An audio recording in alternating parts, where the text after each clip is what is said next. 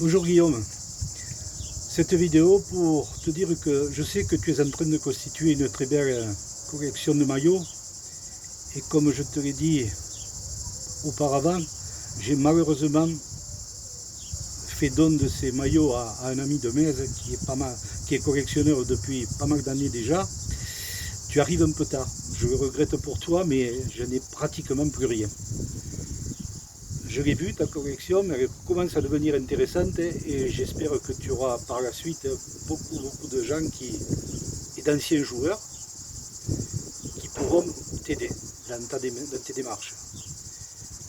Tu voulais aussi que je te parle des souvenirs de ma carrière. Moi, je te parlerai en particulier des souvenirs que j'ai du stade de Beyrouth. Le stade de Beyrouth, c'est un stade, on le sait, mythique, hein. On ne remplacera jamais les bandes du Beyrouth. On ne remplacera jamais ce toit qui était en très mauvais état et qu'il a fallu par la force des choses,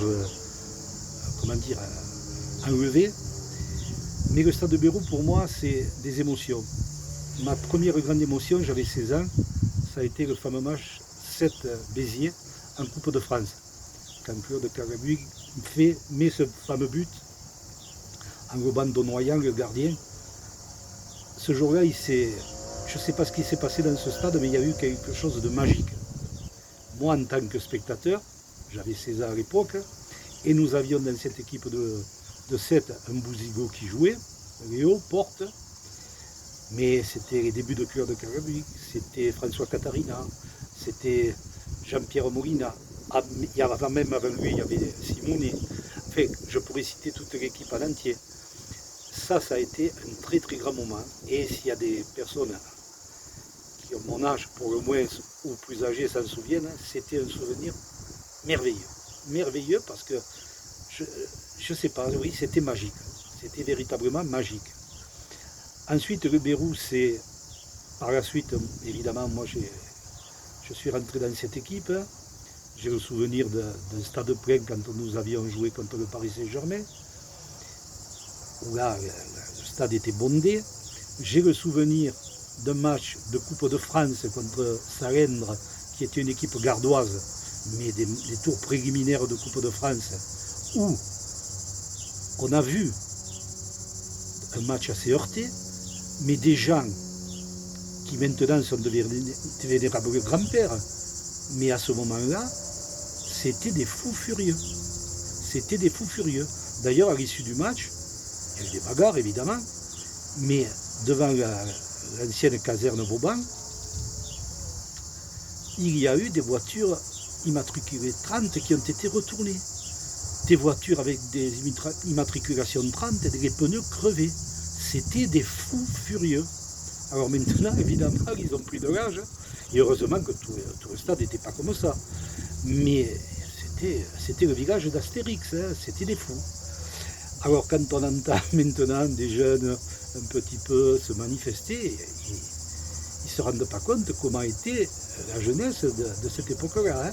Je te parle des années 73. L'année après, il y a eu ce fameux match contre Troyes que nous avons joué à desceller le grillage. C'était... Enfin, je pourrais en dire des vertes et des pas mûres. Mais je me souviens également que, pour la petite anecdote, un arbitre à qui j'avais touché la main à la fin du match, était en conversation avec son arbitre de touche qui était venu le rejoindre au centre du terrain, dire « je te l'avais dit, c'est des fous ». Et il avait raison. Le public sétois à ce moment-là était fou. Alors des anecdotes comme ça, j'en aurais encore une fois des tonnes. Mais bon, tel n'est pas mon propos, là on est là pour discuter un peu de tout ça. Mais c'est vrai que ce Beyrouth avait, je crois que, allez, dans la région, on peut dire que dans le Midi, il y avait peut-être le stade Jean Bouin à Nîmes qui était de ce niveau. C'était vraiment une poudrière, une poudrière. Et là, je peux te dire que moi, en tant que jeune joueur de l'époque, c'était, je me demandais où j'étais tombé. Hein. Mais bon, après, qu'est-ce que tu veux? Après, c'était déjà très sympathique. Je me rappelle, moi, un garçon comme Henri Anselme, qu'on appelait Bouchon, rentrer dans les vestiaires après un match, dans le couloir, entendre « je vais le tuer ». c'était M. Laronde qui l'avait poussé à l'intérieur de notre vestiaire en lui disant « Monsieur Anselme, calmez-vous, calmez-vous, je vais le tuer, je vais le tuer. Monsieur Anselme, je vous en prie, calmez-vous, vous allez faire suspendre le terrain, nous allons avoir des ennuis. » Et Bouchon a eu cette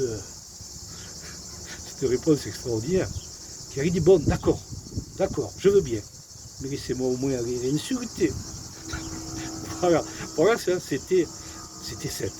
C'était Sète, c'était le Bérou, avec ses ambiances un petit peu hors normes. Voilà ce que je voulais dire pour ce qui me concerne. Évidemment, des anecdotes, il y en a des tonnes et des tonnes, mais c'est des souvenirs qui me sont restés parce que j'avais 20-22 ans à l'époque, et c'était magique. Voilà, maintenant le Louis Michel, qui est le nouveau stade, est en train de se construire petit à petit une légende aussi, et j'espère que cela perdurera encore longtemps. Voilà, pour ce qui est de l'équipe actuelle, je sais les moments qu'elle traverse. Hein, le football maintenant, c'est vraiment autre chose, mais que tout le monde garde confiance. Moi, je serai pour qu'on retrouve cet esprit un peu régional. L'avenir nous le dira. En tout cas, ça m'a fait plaisir de faire cette vidéo pour toi. À bientôt.